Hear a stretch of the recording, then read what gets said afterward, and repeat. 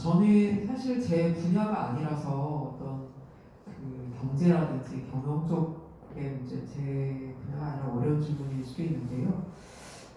주체가 누구냐에 따라서 성장의 기회일 수 있고 성장의 위기일 수 있다고 생각을 해요.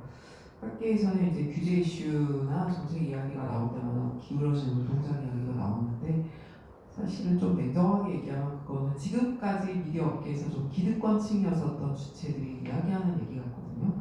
오늘 여기 오신 업체들만 하더라도 20년이 안 된 기업에 소속하고 계시잖아요. 특히 옆에 계신 우리 와이나미디어가 지금 2016년에 생긴 회사인데, 이런 주체들에게는 특히 창작자나 어떤 콘텐츠 기획을 하고 개발하는 사람들 또는 그런 움직임을 보이려는 주체들에게는 저는 성장의 기회라고 생각을 하고 있습니다.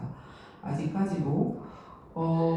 그래서 더 큰 성장이라는 걸 의미했을 때는 기존에 이제 채널 사업자들, 특히 미디어 업계에서는 아주 전통적으로 레거시라고 하는 채널 사업자라든지 아니면 뭐 종이신문사들의 위기일 수는 있어도, 저는 오히려 엔터테인먼트 쪽은 가장 이제 만들려고 하는 사람들은 기회가 도래한 것 같고, 저해라든지 위험 요소는 이 한정된 자원 24시간이라는 시간 안에 소위 말해서 아이돌을 얼마나 많은 그 주목과 관심을 계속 유지시키는 건가 하는 치열한 싸움이 된 것 같아요.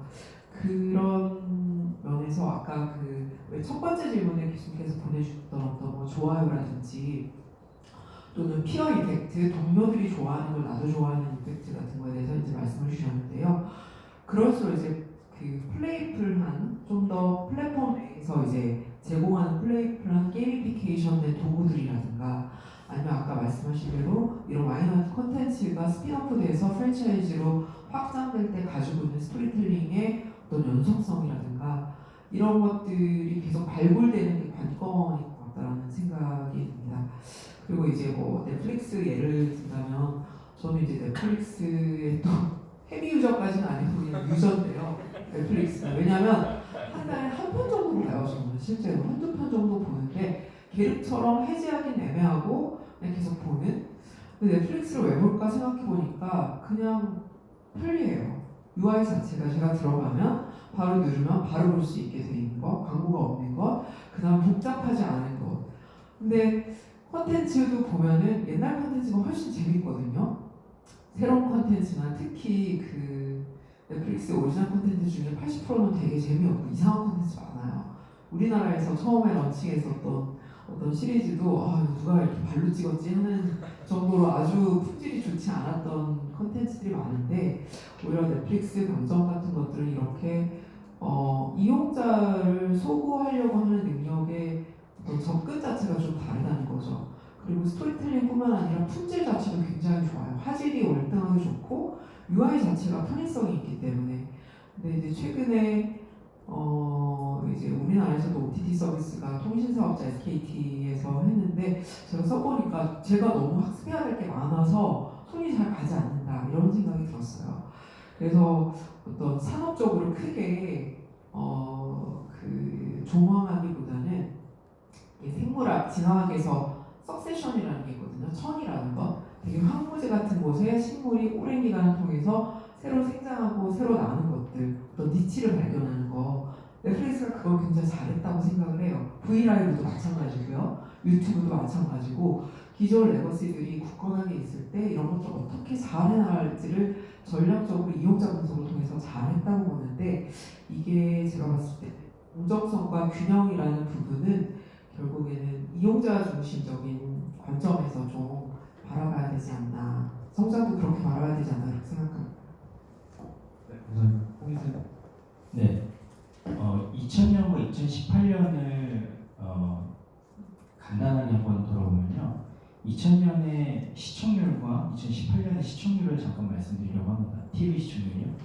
수도권 황금 시간대 시청률입니다. 2000년도에는 전 연령으로 넓혀보면 60%가 넘었어요.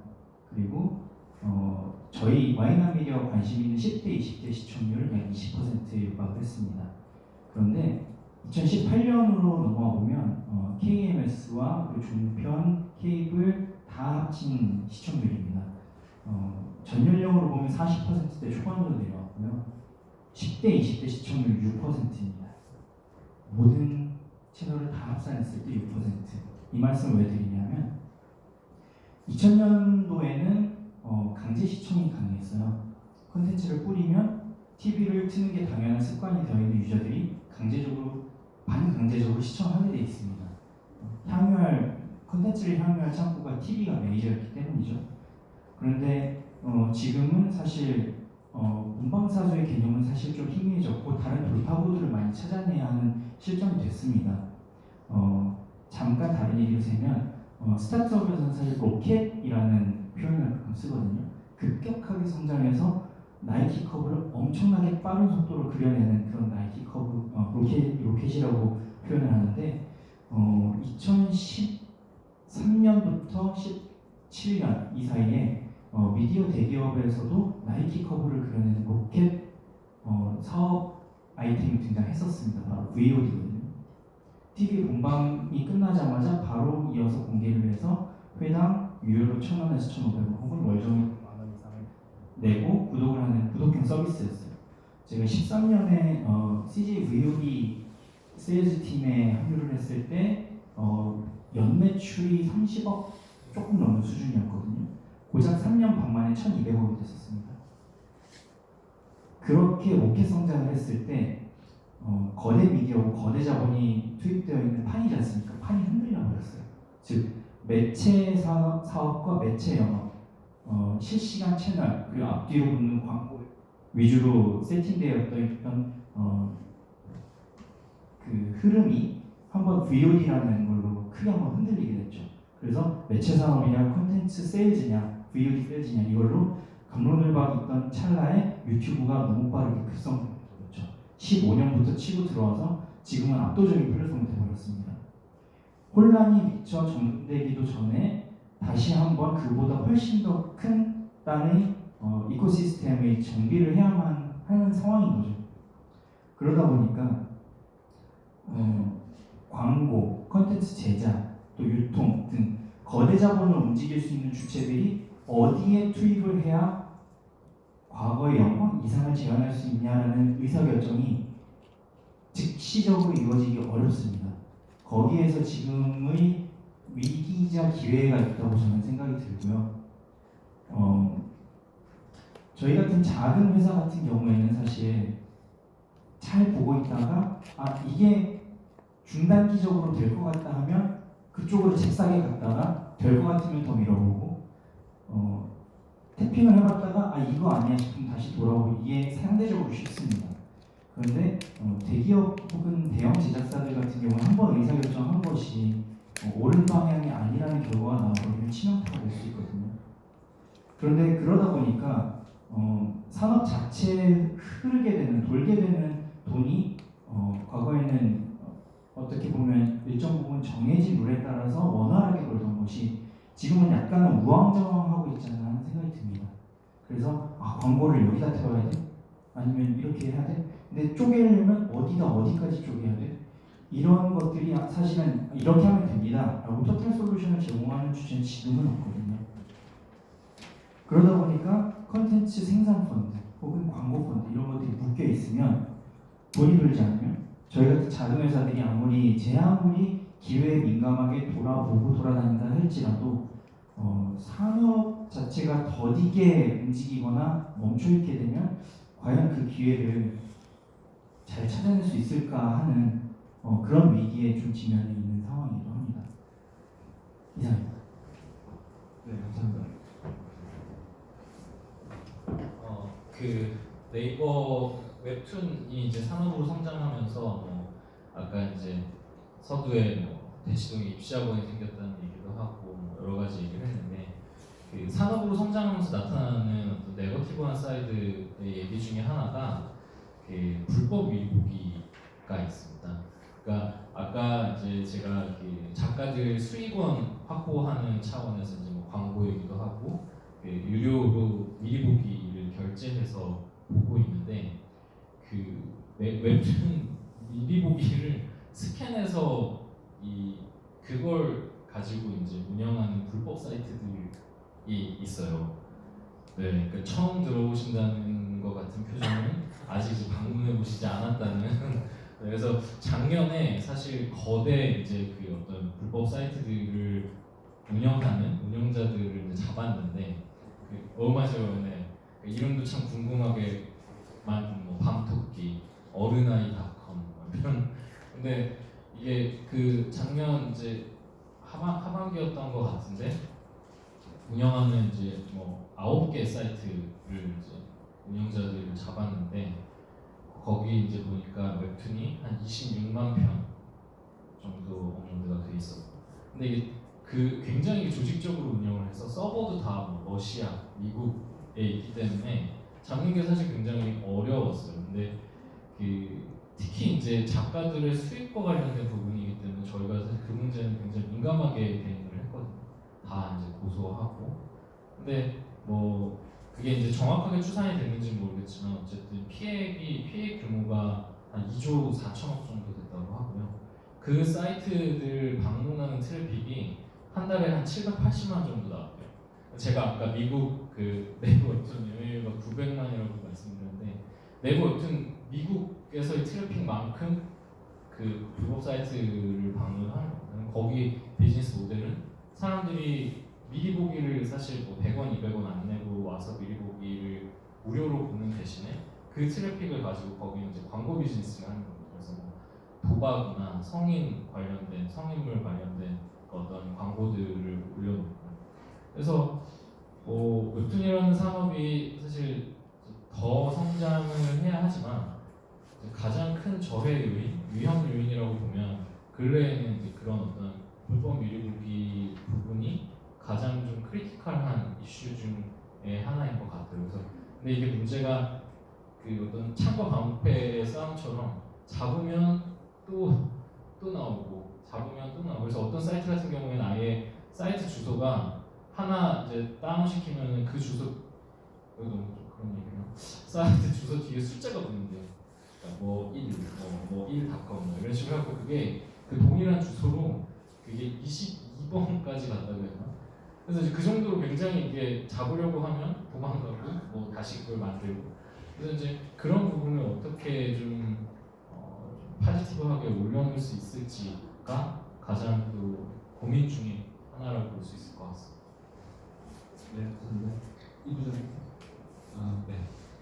일단 뭐 게임 업계 입장에서 산업 성장을 저해하는 요인이라고 하면 산업 성장의 정의 자체를 일단 한국 게임사의 성장이냐 아니면 이 산업 자체가 힘든 거냐고 봤을 때 뭐 한국 게임사 자체가 이제 앞서 말씀드린 것 같고요. 이 게임 산업 자체로만 봤을 때는 제 생각에는 게임 업계 내부의 위협과 외부의 위협이 있을 것 같아요. 내부적으로 볼 때는 일단 지나치게 수익성을 추구하는 그 바구 모델이 일단 제일 큰 문제인 것 같아요. 돈을 써야만 이길 수 있는 페이투윈 구조의 그런 게임들도 많고, 또 소위 가차라고 부르는데 이제 그 확률성 아이템 뽑기 하는 그런 모델들, 그런 것들이 너무 많다 보니까 이제 유저들이 이제 좀 알거든요. 아, 이거 너무 돈 써야 내가 이길 수 있는 게임이니까 점점 피로도가 심해지고 있고, 또 광고 측면에서 아시다시피 최근에 다들 그 왕이 된 남자 광고 다 보셨죠? 되게 이상한 광고잖아요. 그게 중국에서 되게 많이 하는 짓들이거든요. 사실 게임과 전혀 상관없는 내용인데 거짓 광고를 한다거나 혹은 그런 되게 이상한 선정적인 내용으로 광고를 한다거나, 사실 이걸 막을 방법이 되게 없어요. 되게 힘들어요. 그러다 보니까 유저들도 점점 이제 게임이라는 거 자체에서 굉장히 좀 반발심도 느끼고 피로감이 올라가는 상황인 게 좀 위험 요인이고, 외부적인 요인은 아시겠지만 정부 규제 부분이 아무래도 있겠죠. 아시는 것처럼 셧다운제든 뭐 최근에 질병 코드 등등 이런 부분들이 있는데, 사실 저는 그렇게 생각을 해요. 게임이 좋은 부분도 있고 나쁜 부분도 있는데 너무 나쁜 부분만 강조해서 보려는 경향이 없지 않을까 생각이 들고, 예를 들면은 뭐 제 옆에 지인이 골프채를 뭐 500만 원짜리 샀다라고 하면 다들 축하드립니다. 이런 반응인데, 게임 500만 원 들었다라고 하면 이제 기사가 뜨잖아요. 게임 사행성 없지 않죠. 이래서 되는가. 사실 저는 그게 어떻게 보면은 똑같이 둘 다 동일한 취미라고 저는 보거든요. 저는 실제로 여태까지 살면서 단 한 번도 콘텐츠를 불법적으로 다운로드가 한 적이 없는데, 게임에도 저 한 달에 한 200~300만 원씩 쓰고 있어요. 실제로. 네, 왜냐하면 제가 실제로 지불하는 게, 전 골프를 안 치거든요. 골프를 치는 것보다 거기서 는 재미보다 더 큰 재미를 전 게임에서 느끼고 있고, 그렇기 때문에 그 게임에 대한 가치를 저는 생산자한테 지불해야 된다고 생각하기 때문에 그래서 그렇게 지불을 하고 있고 실제로 뭐 여러 가지 컨텐츠들 여러 가지 그런 식으로 많이 지불을 하고 있습니다. 하여튼 그래서 말씀드리고자 하는 거는 어쨌거나 그런 너무 게임을 하나의 취미로 동일한 취미로 봤으면 좋겠다. 근데 그런 부분이 아직은 선입견이 있기 때문에 정부 규제가 있지 않나 생각이 들고 약간 전혀 다른 이제 외부의 위험 요인을 의외의 요인을 말씀드리면 유튜브가 게임에 굉장히 큰 위험 요인이에요. 그 최근 2017년부터 19년까지 3년 동안 이제 그 스마트폰 사용자들의 이용 혜택을 보면은 게이머 인구수가 한 20% 감소했거든요. 3년 동안에 되게 많이 줄었어요. 유니크 이용자 수가. 근데 그 이용 시간을 100%로 봤을 때 그 게임이 되게 급격하게 감소를 했고요. 스마트폰 앱 카테고리 중에서 다른 카테고리도 되게 많이 조금씩 감소를 했는데 그 감소분들을 다 뭐가 먹고 있냐면 유튜브가 먹고 있어요. 유튜브의 성장이 그만큼 이제 게임을 하는 이제 게임사 입장에서 굉장히 큰 위험 요인이 되고 있습니다. 네, 감사합니다. 네, 혹시 예상했던 대로 산업에 따라서 위험 요인이 조금씩 다르긴 하네요. 콘텐츠 입장에서는 기존 미디어, 레거시 미디어라고 하는 미디어들의 위기라고 하는 건 우리가 뭐 널리 익히 알고 있었고, 그다음에 웹툰에는 뭐 불법 미리 보기, 그다음에 게임 산업에서는 뭐 지나친 사행성, 선정성, 정보 규제, 유튜브 이런 것들이 위험 요인으로 작용을 하는 것 같습니다. 네, 감사합니다. 이제 마지막 주제로 넘어가겠습니다. 저희가 지금까지 현재 우리 엔터테인먼트 산업, 문화 산업에 대한 얘기를 했었는데요. 마지막 이 논의를 좀 정리하는 차원에서 앞으로의 엔터테인먼트 산업, 미래 엔터테인먼트 산업은 어떻게 변화할 것으로 전망하시는지 각자 의견을 간략하게 말씀해 주시면 감사하겠습니다. 이번에는 셀좀 먼저. 네. 아까 말씀드렸던 거에 연속일 수 있을 것 같아요. 기술이나 환경은 늘 변할 수밖에 없습니다. 기술이나 환경이 변하는 것을 멈출 수는 없고요. 다만 그 변화하는 것을 늘 배우고 깨닫되 요즘 저희 대표도 그런 얘기를 많이 하거든요. 백투 베이직. 그래서 기본에 충실하고 본질에 충실해서 컨텐츠가 전달하는 즐거움이라는 본질을 놓치지 않되 그것을 새롭게 등장하는 혹은 새롭게 대세가 된 플랫폼이나 기술에 맞춰서 표현해낼 수 있는 방식을 지속적으로 내재화하고 배워나가는 것, 이게 가장 중요하다고 얘기를 하고, 그래서 저희도 지금은 어떻게 보면 대세인 유튜브 그리고 또 브이라이브 이런 OTT 플랫폼들에 맞춰진 사용자들에게 제공될 수 있는 포맷을 집중해서 개발하고 만들고 있지만, 또 어떤 대세가 새롭게 온다고 했을 때 늘 그것을 놓치지 않고 배우고, 즉 보이면 이제 바로 썩게 되니까요. 그렇게 해 나가려고 합니다. 네, 감사합니다. 그 요즘 이제 뭐 그런 행사들 가면 사실 미래라는 키워드를 가지고 얘기하는 자리가 되게 많은 것 같아요. 근데 되게 어려운 단어 중에 하나인데, 뭐 아까 홍사님 말씀하신 것도 그렇죠. 저희도 내부적으로 보면 미래에 대해 고민하는 팀이 사실 많지 않거든요. 뭐냐면, 그러니까 당장 오늘 내일 뭔가 이 서비스들 이용자들의 어떤 그 반응에 대응하는 것도, 그러니까 오늘을 결국 잘 사는 게 그것들이 누적되면 사실 이제 미래에 대응하는 어떤 패턴들이 되는 것 같은데, 웹툰은 사실 컨텐츠 서비스이기도 하지만 기술이 굉장히 많이 접목된 서비스 중에 하나입니다. 이제 스마트폰이 등장하고 앱 환경으로 변화하면서 여러 가지 실험들을 해봤어요. 그러니까 스크롤을 이제 아래로 내리는 게 아니라 화면을 탭하면 씬이 하나씩 전환되는 이제 그런 어떤 효과를 넣어보기도 하고, 그리고 2017년도에 이제 하일권 작가의 마주쳤다라는 작품에서는 이제 하일권 작가풍으로 이제 그 어떤 스케치를 이제 이 머신러닝을 해서 사람들이 이용자들이 이제 자기 사진을 찍으면 그 이미지를 작가풍으로 변환을 해주는 거예요. 그리고 거기에 이제 본인 이름을 입력을 하면 이 작품 속에서 내 이름을 불러주는 거예요. 그런 식의 어떤 인터랙션 관련된 이제 기술들을 접목시켜서 활용을 해보기도 하고. 근데 그런 변화들을 보면 사실 아까 이제 홍사님 말씀하신 대로 결국은 기술이 발전하면 발전할수록 저는 이제 기술이 꼭 필수적인 요소는 아니라고 생각을 하고 그런 변화에 이제 잘 대응을 해나가는 게 중요한데 그러다 보면 결국은 그 본질이라는 게 뭐냐라고 생각하면 웹툰에서는 스토리인 것 같아요. 그러니까 요즘 뭐 OTT 경쟁이 심하다라고 얘기를 하는데 네이버 웹툰 플랫폼에는 3,300여 작품의 오리지널 콘텐츠가 있거든요. 그러니까 요즘 오히려 더 재밌는 게 영상업에서 저희 쪽에 이 러브콜을 굉장히 많이 보내십니다. 뭐냐면 검증된 스토리가 굉장히 많이 있는 거예요. 그러면 이걸 가지고 어떻게 영상화를 하고 어떻게 게임으로 만들지를 또 고민을 해주시는 거죠. 그래서 저는 미래라고 하는 게 결국은 뭐 기술이 바뀌고 환경이 바뀌어도 이 사람들이 좋아할 수 있는 그러니까 아까 이제 말씀하셨던 몰입이랑 공감이 이제 어떤 행동으로 구현되는 키워드가 뭘까라고 생각하면 로열티인 것 같아요. 그러니까 그런 어떤 이 동기들이 결국 로열티가 생겨서 그 서비스와 이야기에 얼마나 이 인게이지하게 하느냐가 결국은 관건인 것 같고 그래서 그런 이제 스토리들을 계속 찾아가는 그런 게 결국은 미래에 대응하는 일 중에 하나가 아닐까라고 생각합니다. 네. 게임 업계 뭐 미래에 관해서 말씀드리면 일단은 제 생각엔 프론트엔드와 백엔드가 있을 것 같아요. 유저가 매일 보는 프론트엔드, 뒷단에 백엔드가 있을 텐데 프론트엔드 측면에서는 뭐 요즘에 VR, AR 이런 거 많이 나오지만 제 생각에는 제일 큰 건 클라우드일 것 같아요. 이 얘기 갑자기 드리는 옛날에 그 과거 PC 뭐 386 시절 386 시절 생각해보면 그런 PC 386, 386, 586 이렇게 막 발전했던 이유는 사실 메인 드라이버가 제 생각에 게임이었던 것 같거든요. 왜 가정에 이렇게 그 고사양 컴퓨터가 필요했겠어요. 그건 다 게임이 되게 고사양이 되면서 많은 발전을 이끌어냈기 때문인데 이걸 역으로 얘기하면 사실 게임, 그러니까 그 어떤 그 기기의 디바이스 사양이 사실 어떻게 보면 게임의 어떤 발전 수준을 어떤 가로막는 어떤 하나의 배리어로 작용을 하거든요. 그래서 현재 스마트폰에서 구현되지 못하고 있는 부분들이 많은데 최근에 이제 GDC라는 글로벌 게임 발표에서 구글 CEO가 나와서 이제 스테디아라는 발표를 하셨어요. 그게 뭐냐면 이제 클라우드, 그러니까 인터넷에 있는 클라우드 컴퓨팅 안에서 모든 게임에 대한 연산이 다 이루어지고 스마트폰이나 TV나 어느 디바이스에서 그냥 화면만 내보내는 거예요. 유튜브 같은 거예요, 한마디로.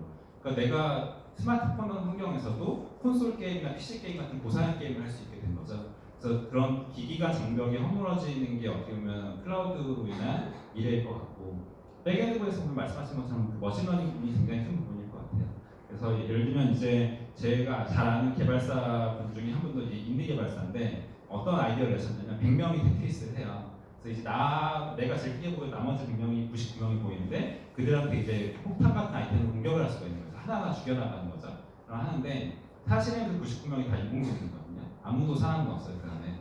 유저들은 사람인 줄 알고 있지만 그런 걸 통해서 어떻게 보면 그 어떤 게임의 밸런스도 조절하고 어떤 게임 자체를 만들어나가는 게 그 게임성의 미래가 아닐까 싶습니다. 네. 최교수님 마지막 순서로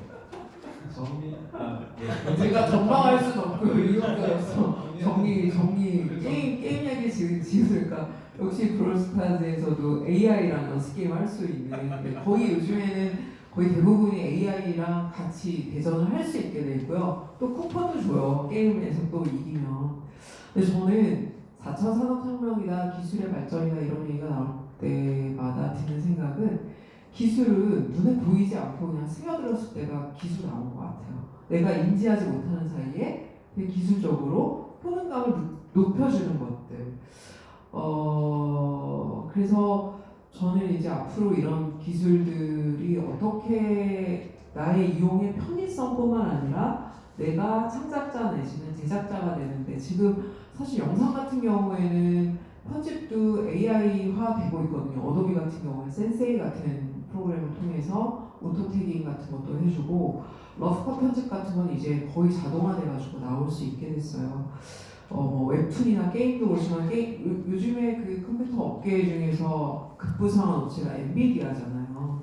그 그래픽 카드로 게임 이용자들이 많아지면서 연산 속도가 많아지면서 이제 신경만 디바이스라고 하죠. 보통 이 많은 연산, 큰 테라바이트 이상의 데이터들을 계산해주는 걸 모바일 하나로 이제 되는 세상이 되면 아마도 지형이 그 엔터테인먼트라고 하는 거의 개념 자체가 더 일상적이 될 거라고 생각을 하면서 저는 우리에게 시간이 소비된다. 이 게임을 하거나 웹툰을 보면 아 왜 저렇게 한가롭게 저러고 있어 라고 하는 이런 어떤 아까 취미도 얘기했지만 취미 중에 하나지만 우리로 하여금 시간을 벌어준다? 시간을 많이 사용하지 않은 것 같은 착시감을 주는 어떤 기술들이 효용이 있지 않을까라는 생각이 들어요. 지금 적용되고 있는 것들은 유튜브에 빠르게 보기 같은 거라든지 빨리 스킵해서 볼 수 있게 하이라이트만 볼 수 있게 라든지 이런 것도 가능할 것 같고요. 그리고 이제 또 하나는 우리 손을 자유롭게 하는 기술. 지금 뭐 자율주행 같은 경우 네이버에서 아까 잠깐 말씀 더 긴 얘기를 못 나눴는데 벤츠 같은 경우도 지금 닌텐도하고 계속해서 차 안에 게임을 넣어서 카트라이드 같은 그런 게임들 넣어서 하는 이유가 우리에게 여가의 시간을 얼마나 더 많이 부여할 것인가 같은 기술들이 우리에게 앞으로 효용성이 있을 것 같다는 생각이 드는데 그런 면에서 VR은 저는 좀 모바일 다음 플랫폼으로는 약간 실패했다는 느낌이 있어요. 그것만 끼고 가야 되는데 지하철 타고 저는 이거 못 끼겠더라고요. 그래서 결국에는 시간의 문제인 것 같아요. 앞으로의 엔터테인먼트의 전망은 멀티태스킹이 가능하거나 내가 시간을 잘 쓴다는 느낌이 들게 하는 것들, 이런 서비스들, 그리고 직관적으로 좀 쉽게 접근할 수 있는 플랫폼들이 훨씬 더 가까워질 것 같다는 그런 생각이 들고요. 아까 현재를 잘 알아라고 얘기하셨는데 제가 에코 크리에이티브다 보니까 저희가 동물학 전공하시는 선생님이 계시거든요. 그 선생님의 모토가 딱 그거예요. 동물이 내일 생각하는 거 봤어요? 오늘 먹을 거만 생각하지? 딱 이렇게 얘기하는데 행복하게 살아간다는 거예요. 그래서 그 말이 저는 굉장히 좀 타당하고 유효하다는 그런 생각이 듭니다. 네. 네, 감사합니다. 네, 기술이라고 하는 게 뭐 앞으로도 계속 발전하겠죠. 말씀하신 멀티태스킹을 가능하게 하는 기술이라든가 이 부장님 말씀하신 게임하는 기술이라든가 컨텐츠, 엔터테인먼트에 관한 기술은 계속 발전하겠지만 역시 중요한 거는 이 창의성, 그다음에 스토리, 콘텐츠의 오리지널리티 이런 거라고 하는 그런 말씀으로 이해를 했습니다. 네, 감사합니다. 준비한 그 토론의 주제들은 다 토의가 된 것 같고요. 아까 이제 처음에 서두에 말씀드린 것처럼 아마 플로어에 계신 분들도 오늘 나와주신 토론자분들께 질문이 있으실 거라고 생각이 들고요. 질문을 주시면 그걸 저희가 이제 정리해서 좀 이따가 질문을 드리기도 하고요. 그 전에 막간을 이용해서 저희가 퀴즈를 준비를 했습니다. 퀴즈를 5개를 준비를 했습니다.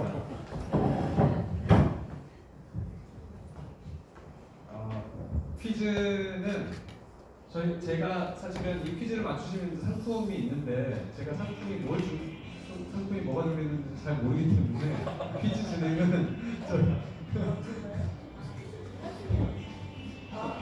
네. 상품 그럼 시상은 회장님이 하시고 퀴즈 맞추신 분들에게 문화상품권 3만 원 드리겠습니다. 이말 상품이 네, 좋습니다. 자, 준비되셨나요? 지난 1차 콘서트에서 손 들고 틀리신 분이 계시다고 했는데 잘 생각해서 손 들으실 것 같아요. 네, 첫 번째 질문. 첫 번째, 20세기 사상가 요한 하위징아가 제시한 것으로 놀이하는 인간을 의미하는 용어는 무엇일까요? A. 호모 루덴스. 이미 손 주셨나요? 제가 선택하나요? 네. 첫 번째 토크 콘서트 틀렸다는 기회를 드리겠습니다. A 호모 루덴스.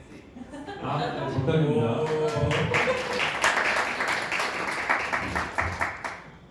네, 나와서 상품 받아가시고요. 네, 두 번째 퀴즈 드리겠습니다. 2016년 창업해 웹 드라마, 전지적 작사한 시점 등 숏폼 콘텐츠를 중심으로 이미 손 많이 맞춰주셨습니다.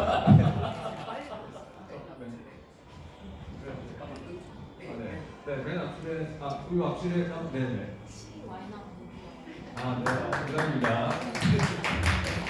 피드백 감사드립니다. 감사드립니다. 네, 다음 퀴즈. 요쪽 난이도가 있습니다. 잘 봐요. 가상 현실. VR은 뭐의 약자입니까? 네, 여기 계신 남자 까만 옷. Be virtual reality. 네, 맞습니다. 정답입니다. 상당히 고난도의 문제를 맞췄네요. 감사합니다. 네, 다음 문제 주시죠. 네이버 웹툰 시장, 미국 시장에 네.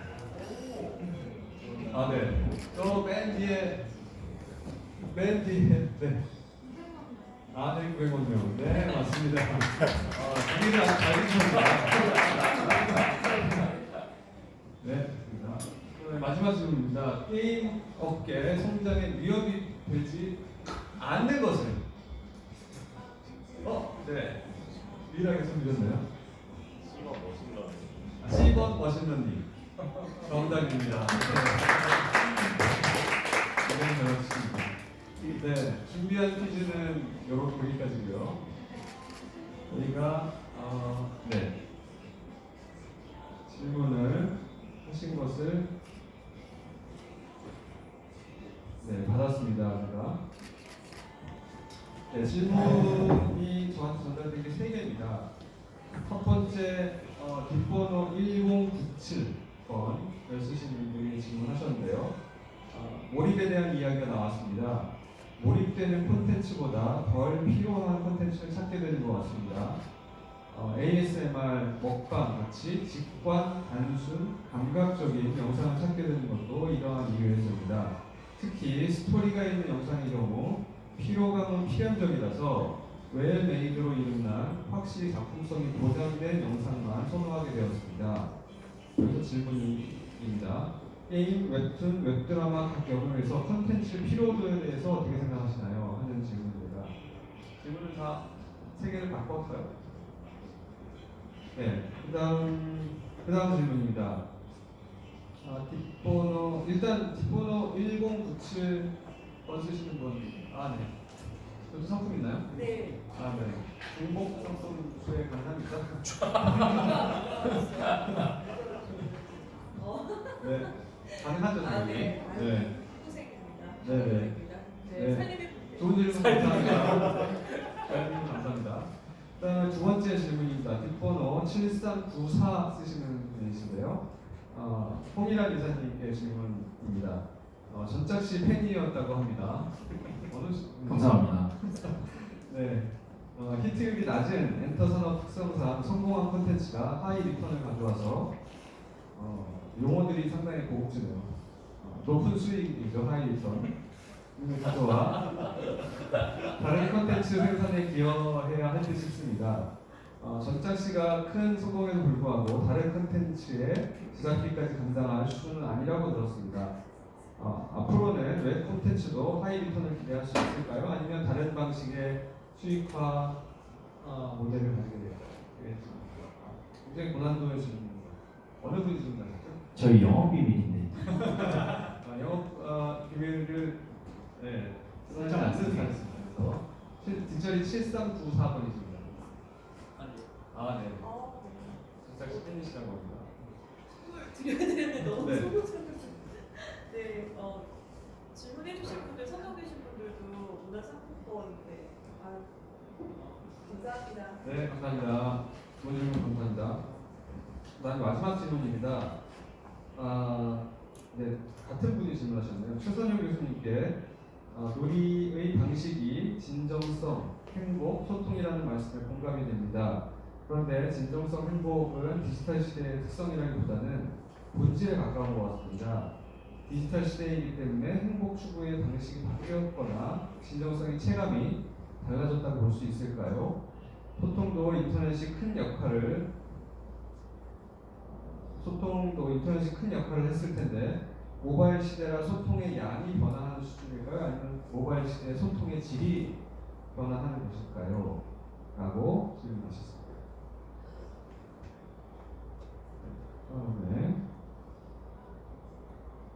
여기 3개 질문입니다. 먼저 첫 번째 질문, 제 생각에 먼저 그 토론자를 지정해서 하신 질문부터 답변하시고 그다음에 마지막으로 몰입에 대한 얘기 드리겠습니다. 네, 편안한 업계 용어로 좀 말씀을 드리겠습니다. 일단 저희는 스타트업입니다. 스타트업은 투자금을 유치하고 그 자금으로 버텨내고 기업 가치를 증대시켜서 그 다음 라운드에 투자를 유치해내고 종국에 정말 잘 됐을 때 어떤 흑자를 기대하거나 혹은 꿈 같은 IPO를 향해서 달려가는 기업이죠. 네, 당연스럽게도 저희는 적자 기업이고요. 아직까지는 BEP 달성에 대한 큰 부담이나 목적성을 가지고 있지는 않습니다. 네. 그럼에도 불구하고 말씀하셨던 어떤 블록버스터 전략에 가까운 어떤 히트 컨텐츠 위주의 수익화 모델에 대해서 또 말씀해 주신 것 같은데요. 일단 히트한 컨텐츠가 수익성 혹은 브랜드 가치 제고에 대단한 영향력을 주는 것은 사실입니다. 그래서 저희가 창사 이래로 가장 큰 프로젝트를 지금 분송을 하고 있는데 그게 바로 아까 말씀드렸던 연내미수고요. 그건 바로 전작시 프랜차이즈입니다. 전작시에서 나왔던 책 제목이 연예미수거든요. 그래서 스피노프를 해서 같은 배우, 같은 작가, 같은 프로듀서가 붙어서 확장하고 있고 그걸 좀 더 사이즈를 키워냈고 아까 잠깐 설명드렸지만 V라이브와 유튜브와 MBC 삼각구도를 편성을 해내면서 저희도 이제 선회수를 상당 부분 했습니다. 그리고 MBC라는 강력한 조직이 있었기 때문에 본방을 시작하기 전에 또 저희가 일본의 선판매를 이미 진행을 했거든요. 그래서 말씀하신 것처럼 히트한 컨텐츠가 가져다주는 수익은 IP가 쌓일수록 그리고 그 컨텐츠의 제작 사이즈가 커지면서 브랜드 가치가 높아질수록 당연스럽게 올라가게 됩니다. 그런데 그것만이 이제 나머지를 이제 소위 멱살 잡고 캐리를 해내느냐? 사실 그렇지는 않지만 저희가 묶음 상품 전략을 쓰긴 합니다. 그래서 예를 들면 V라이브 같은 어떤 콘텐츠 파트너에게 다음에 이 전작 히트한 시리즈의 시즌2를 무조건 제공하겠습니다. 앞뒤로 저희를 믿고 저희 신작도 어떻게 한번 검토해봐 주십시오.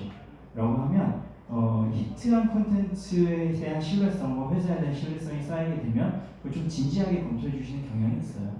그래서 당연히 히트한 콘텐츠는 많으면 많을수록 좋고요. 그런데 여기서 이제 리스크 매니지먼트 기술이 조금 들어갑니다. 그래서 저희는 제작을 크게 세 가지 단계로 좀 나눠서 해요. 그래서 전작이 히트했거나 혹은 히트를 시켰던 작가나 연출이 붙은 가장 높은 단의 컨텐츠를 이제 텐트폴로 하고 그건 이제 큰 파트너들이나 큰 대규모의 자본을 투입을 해서 저희도 어느 정도는 이제 승부수를 띄워보는. 그리고 두 번째는 저희 유튜브 채널이 드라마 채널은 약 한 125만 정도 구독자가 있는데요. 그 채널을 기반으로 오리지널이라고 하는 처음 시도해보는 오리지널 작품 이게 이제 히트를 하게 되면 텐트폴로 넘어가게 되는 이 중간 단계 작품이 있고요. 여기가 이제 텐트폴보다 투여 자금은 약 절반 내지는 한 40% 정도. 그리고 사실 큰 기대는 할 수 없는 아주 어린 연차, 1년차나 심지어 0년차 신입사원한테도 제공을 하는 기회를 제공하는 파일럿. 파일럿은 정말 예산이 아주 극악합니다. 그런데 전지적 작사랑 시점이 저희 첫 파일럿이었어요. 전지적 작사랑 시점 제작비가 500만 원이었거든요. 시즌 1이. 그리고 작가가 24살, 작가 활동을 한 번도 해보지 않은 저희 유튜브 채널 관리자였어요. 근데 이 친구의 어떤 감각이나 이런 게 돋보여서 저희 대표가 500만 원 예산을 할당하고 야 뭐 어떤 기대도 하지 않을 테니까 뭐 하고 싶은 대로 한번 해봐. 근데 더 이상의 지원은 없어. 그래서 잠깐 전작시 말씀드리면 포맷이 좀 특이하잖아요. 원테이크로 가고 약간 연극 보는 것 같은 느낌이 들잖아요. 의도한 게 아닙니다. 편집 기술이나 편집할 돈이 없어서 원테이크로 간 건데 그나마도 약간씩 카메라가 막 흔들리고 엉뚱한데 자꾸 그래요. 기사님도 프로가 아니셨습니다. 네. 그런데 거기서 어떤 정말 예기치 않은 히트 컨텐츠가 나오면서 회사가 어느 정도 좀 성장을 이룰 수 있게 된 부분이 있죠. 그래서 다시 이제 질문으로 돌아가면 히트 컨텐츠가 회사의 수익성 강화나 브랜드 강화에 미치는 영향을 부인할 수 없다. 단 그 히트 컨텐츠를 제작하기 위해서 거대 자본을 반드시 투입해야 하느냐? 사실 아직까지 뉴미디어 콘텐츠나 웹드라마의 영역은 그렇지는 않고요. 그래서 다양한 방식의 어떤 그레이드를 나누고 리스크를 분산해서 될 만한 콘텐츠에 저렴한 용어로 몰빵을 해주죠. 네. 한번 반응이 유튜브가 너무 대단한 플랫폼인 게 공급자한테 그 데이터를 볼 수 있는 권한을 줍니다. 그럼 저희는 그 데이터를 보다가 몽글몽글 올라오면 거기에 집중 투여를 해줍니다. 재원도 밀어주고 시즌2도 빨리 밀어주고 그러면 올라오게 되죠. 네, 여기까지 말씀드릴까요? 아, 네, 감사합니다. 네, 굉장히 많은 얘기를 해주셨습니다. 네, 다음으로는 최선일 교수님 소통의 본질에 대해서 디지털 시대의 소통의 본질에 대해서 아주 굉장히 어려운 질문을 하셨는데요. 네, 질과 양에 대해서 말씀하시는데 저는 질도 양도 아니고 방식의 변화라고 누가 하셨죠 질문이요? 아, 네. 전 방식의 변화라고 이제 생각을 하는 게 어릴 때는 사실 놀이터에서 놀이를 통해서 아이들과 교감을 얻고 교우 관계를 맺어가잖아요. 학교에 오면 또 학교의 소통 방식이 있고 사회에 나오면 사회 방식이 있는데 지금은 사실 이 모바일이라는 거가 통합적 역할을 하면서 카톡으로 소통하고 유튜브에서도 소통하고 SNS로 소통하고 뭐 메일도 소통하고 하는데 이 방식의 차이가 불러온 가장 큰 변화는 이제 저희 가족 같은 경우에 저희 아버지가 지금 8순이신데 저희 아버지가 저한테 카톡으로 이모티콘을 보내세요. 그리고 되게 이상한 정보도 많이 보내시죠. 아버지 친구들이 보내신 거.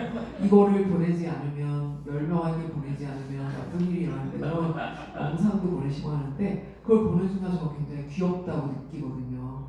뭔가 소통의 풍경 자체가 바뀌었지 양과 질로 이야기하는 건 아닌 것 같아요. 물론 여기에 되게 쓰레기 같은 정보들도 있고 뭐 공격하는 되게 좀 공격적인 어떤 모욕적인 또는 착취적인 그런 메시지들도 소통을 하긴 하지만 제 생각엔 전반적으로 우리의 소통의 어떤 방식의 변화가 가장 큰 흐름인 것 같습니다.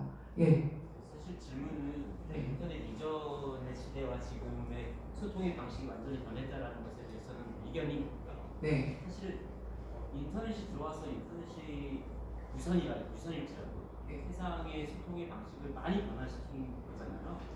근데 지금 이제 모바일 시대고 또 AI 시대라고 얘기하고 지금 모바일 시대에 들어서서 과거 인터넷 시대의 그 변화만큼이나 다른 질적인 변화를 가져온 건지 라고 생각하시는 건지 아니면 규모와 속도의 패턴이 완전히 다르죠. 제가 맨 처음에 말했던 것처럼 규모 자체가 다르죠.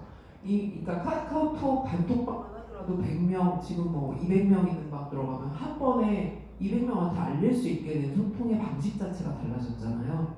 그 인터넷 시대에도 물론 메일을 한 번에 그러지만 동시성이나 실시간성은 조금 낮을 수 있었어요. 그런데 지금은 훨씬 더 빠르죠.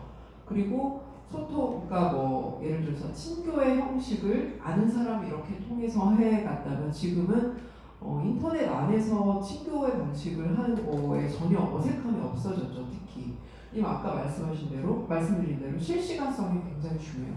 동시에 반응을 하거든요. 브이라이브 영상이 뜨면 동시에 댓글을 남기면서 또 다른 데다가 자기 커뮤니티 안에서 지금 너 봤니? 하면서 친교 활동을 실시간성으로 하는 거, 이게 저는 굉장히 다른 풍경 중에 하나라고 보고요.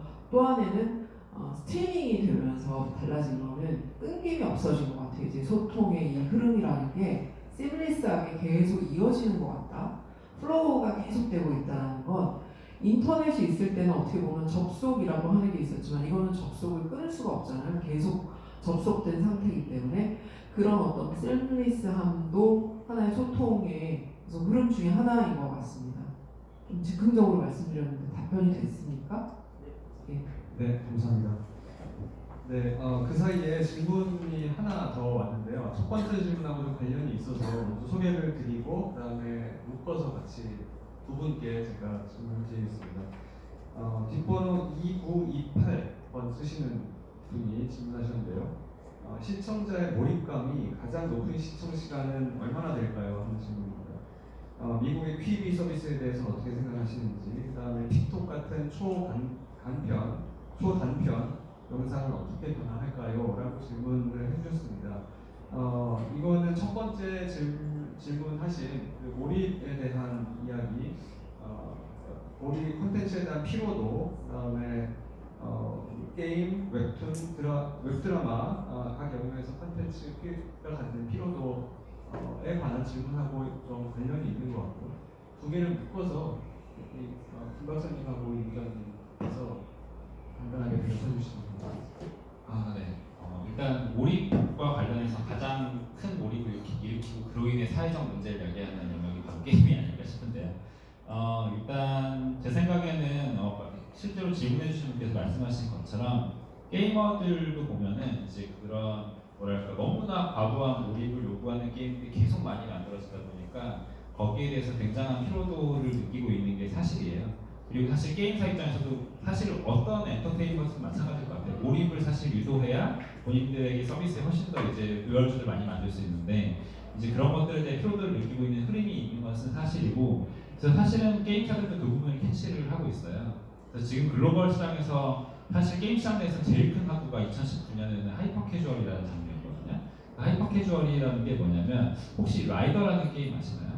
그게 뭐냐면 이제 해외에서 만들어진 게임인데 되게 단순한 게임이에요. 그냥 원클릭 그냥 클릭만 계속하는 게임이거든요. 근데 그냥 왔다 갔다 하면서 이렇게 뭐 이렇게 이렇게 레이싱 같은 거 하는 게임인데, 이걸 말씀드리는 이유는 뭐냐면은 이 하이퍼 캐주얼이라는 장르 자체를 보면은 굉장히 간단하고 몰입이 그렇게 많이 필요 없는 게임들인데 몰입이 없으니까 사실 과금도 안 해요. 돈도 안 해요 게이머들은.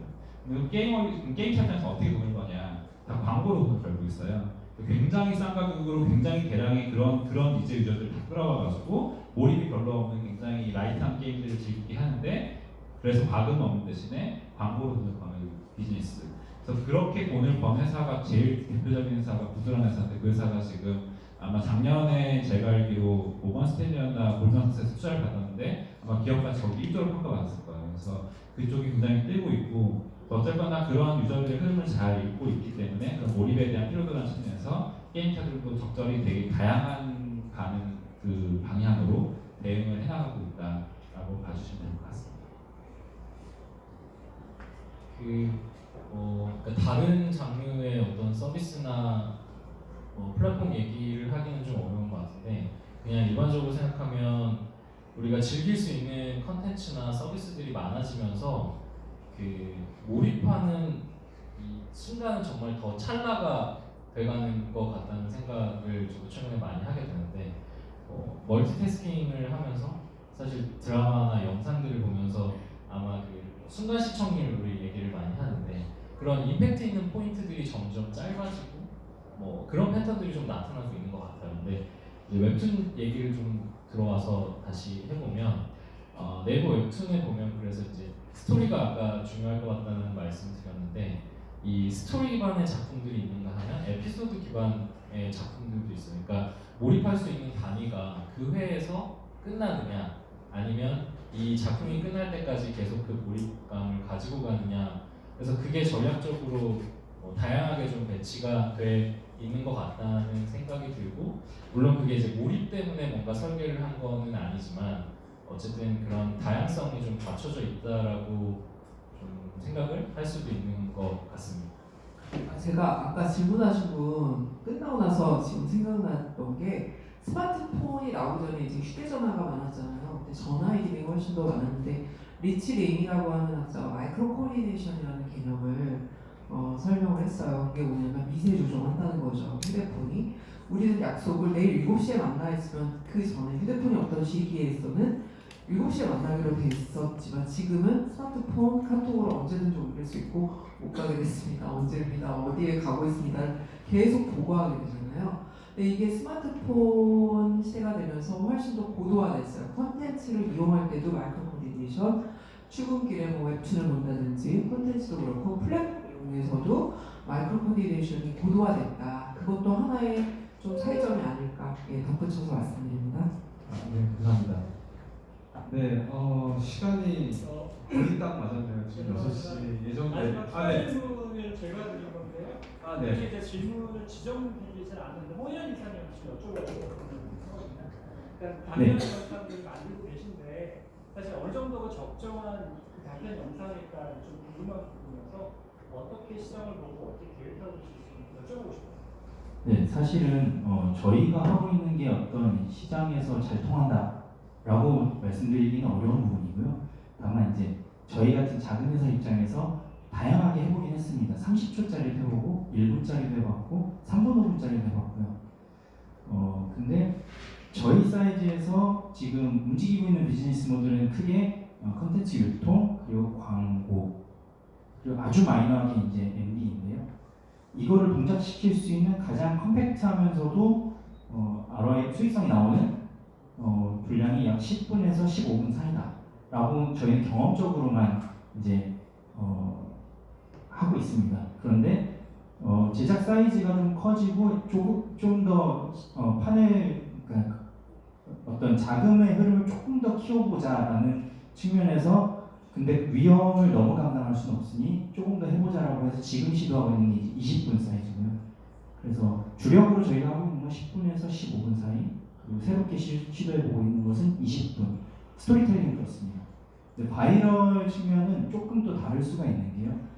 틱톡 콘텐츠 같은 경우는 1분도 되지 않지만 어마어마한 바이럴을 일으키기도 하거든요.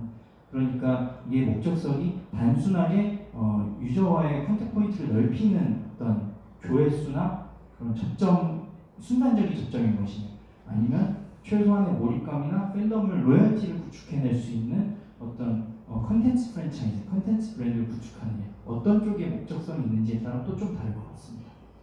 네. 네, 감사합니다. 혹시 또 추가적인 질문이 있으신가요? 네, 없으시면 토론은 여기서 마무리하겠습니다. 오늘 엔터테인먼트 산업의 현재 그리고 미래에 대해서 소비 측면, 그다음에 생산 측면에서 많은 걸 배웠던 자리인 것 같고요. 오늘 토론 해주신 네 분께 다시 한번 감사드리겠습니다. 감사합니다. 네. 이어서 굉장히 중요한 순서가 남아 있는데요. 경품 추첨. 토론자분들은 경품 추첨이 있을 겁니다. 경품 추첨 먼저 해주시죠. 네, 제가 오늘 아껴뒀던 이 비보드 자켓을 입은 이유는 하이라이트 경품 추첨 진행을 위해서입니다. 지난번에 못 오셨던 분들 사실 좀 동일한 관점이라서 라인 프렌즈 지금 셀리의 노랗게 예쁜 우리 필통이랑 그 다음에 브라운 파우치백이 있고요. 그 다음에 사실 제가 개인적으로 드리는 게 또 있어요. 네. 그래서 기대해 주시면 다 확인 부탁드립니다. 77번 첫 번째 셀리의 필통. 너무 어울리네요. 네, 축하드립니다. 사진을 못하겠습니다. 네, 다음 65번. 오, 네, 축하드립니다. 네. 아니, 우리 이렇게 사람이 많이 왔나요? 번호가. 네? 51번. 네, 어제 우리 간사님이 받으셨다는데 본인 스스로 경품권을 가져갔다는 게 저 지금 잠깐 신기한데. 자, 67번. 네, 축하드립니다. 네. 남성분들한테 더 많이 가네요. 또 필통 우리 하나 남았나요? 두 개. 64번 필통. 64번? 축하드려요. 네. 그 다음에 마지막 74번 필통. 74번. 안 계세요? 교수님. 네, 축하드립니다. 다음 이제 브라운 파우치인데요. 네, 굉장히 귀엽습니다. 첫 번째 받으실 분 69번. 네. 아이고 축하드립니다. 네, 고생 많이 해주셨는데. 네. 그 다음에 두 번째 56번. 56번. 안 계세요? 그러면 다시 한번 60번. 축하드립니다, 모르스님. 네, 다음 마지막 그 파우치죠. 73번. 네, 축하드립니다. 그 다음에 잠깐만요. 저희가 사실 이거 선풍기예요. 여러분들 안 춥죠? 지난번 저희 학술대회 했을 때 나눠드렸던 건데, 네, 제가 뭐 가져올 게 없나 방을 연구실 뒤지다가 이게 선풍기가 BTS 캐릭터 굉장히 좋아요. 아니 뭐 계속 겨울일 수 없잖아. 내년에 여름 오니까, 그죠?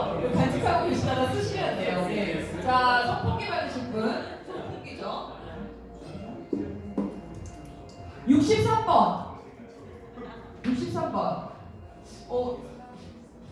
싫어서 안 받아도 딴 거 뭐 걸릴 거 없어요. 지나가는 거야. 72번. 축하드려요. 이거 지난번 받지 않았어?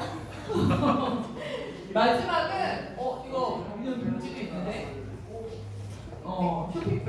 네. 너무 안에 보여줬잖아 이미. 제가 외롭고 힘들 때 우울할 때 먹는 초콜릿, 이거 포테이토 칩에 초콜릿 있는 건데 사실 여러분들 이거 이번 거 아니야 라고 하실 거예요. 저번에 사놨던 건데 그 전에 이미 오래됐다 유통기한 괜찮더라고 확인해봤어요. 그래서 오늘 끝까지 계신 분들 당 떨어지셨을까봐 마지막으로 이거 드릴게요. 75번. 75번? 안 계세요?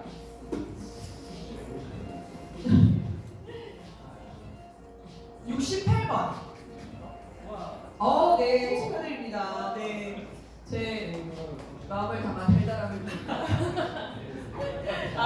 좀 질문하신 거 상품을 못 받으시지 않았나요? 예. 그렇죠. 네, 기억하고 있었습니다. 네, 문화상품권도 네, 질문도 감사합니다. 너무들 네, 감사드립니다. 끝까지 네, 계셔주시고 오늘 시간이 조금 많이 걸리게 여러분들 질문을 많이 해주시고 내용이 많아서였던 것 같습니다. 그리고 마지막 저희 다음 안내 잠깐 하겠습니다. 이제 1차, 2차 저희 했고요. 다음 주 수요일 대망의 마지막 3차 토크 콘서트가 있습니다. 여러분들 3차 토크 콘서트는 주제도 재미있지만 이 사회 보시는 분이 엄청난 분이어서 네, 많은 분들이 두려워하시는 김성철 교수님께서 화려하게 마무리를 해주실 겁니다. 그래서 여러분들 1, 2, 3차 그동안 사실 1, 2차 참여해주신 분들도 계시는데 3차까지 함께 해주시면 너무 좋을 것 같고요. 혹시 한 번도 못 오신 분들 주변에 계시면 3차에는 좀 이렇게 같이 오시도록 해주시면 감사하겠습니다. 방금 제가 연구실 좀 더 뒤져볼게요. 제가 너무 오늘 피곤해서 많이 못 뒤졌는데 뭐 많이 나올 것 같아요. 유통기한 꼭 확인하고 좋은 걸로 갖다 드리겠습니다. 네, 감사합니다. 네, 주말 잘 보내시고 다음 주 수요일에 뵙겠습니다. 감사합니다. 지금 패널 네.